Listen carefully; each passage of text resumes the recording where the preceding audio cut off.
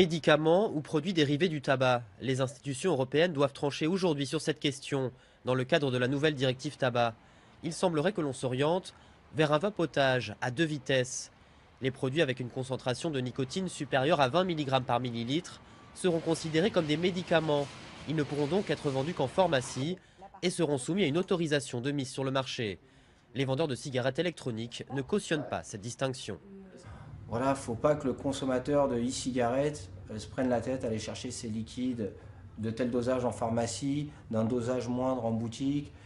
Le gars va pas s'y retrouver et puis c'est le meilleur moyen pour laisser tomber un truc qui marche en fait quoi.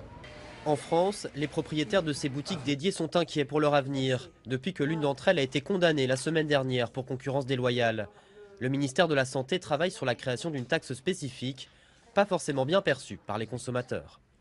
Je ne sais pas ce que les autres produits de substitution sont taxés, comme le patch, je pense pas que ce soit taxé le patch, pourquoi taxer ça c'est histoire de récupérer un peu de sous là où on peut, c'est un peu opportuniste. Simple produit de substitution ou remède contre le tabac, une chose est sûre, la vente de cigarettes électroniques restera interdite aux mineurs.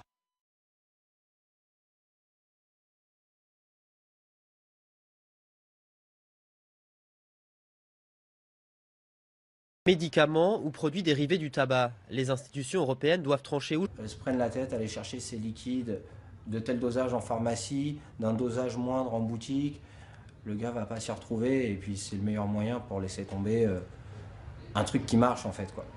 En France, les propriétaires de ces boutiques dédiées sont inquiets pour leur avenir, depuis que l'une d'entre elles a été condamnée la semaine dernière pour concurrence déloyale.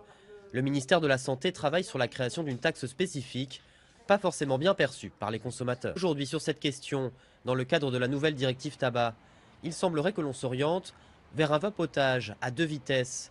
Les produits avec une concentration de nicotine supérieure à 20 mg par millilitre seront considérés comme des médicaments.